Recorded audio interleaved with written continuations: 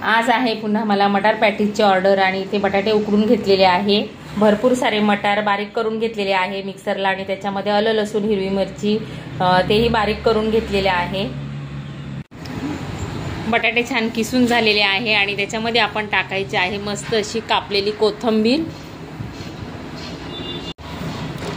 आणि चवीप्रमाणे मीठ टाकायचं आहे आणि छान मिक्स करून घ्यायचं आहे।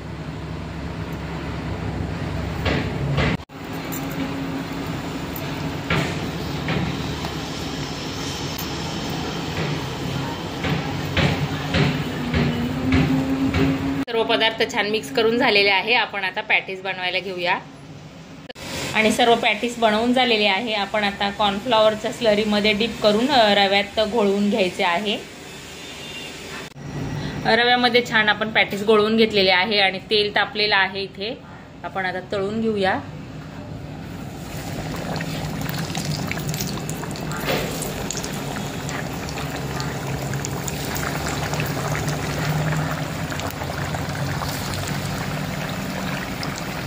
भरपूर सारे पॅटीस तळून झालेले आहे, बघू शकता।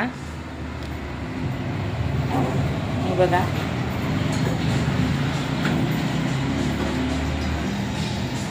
ते थंड झाले की आपण याचं पॅकिंग करायला घेऊया।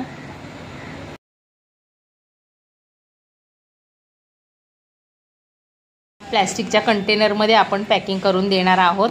तर ह्याच्यामध्ये मी जे कॉटनचे बटर पेपर असतात ते ठेवून घेतलेले आहे आणि त्याच्या आतमध्ये आपण आता हे पॅटीस ठेवणार आहोत।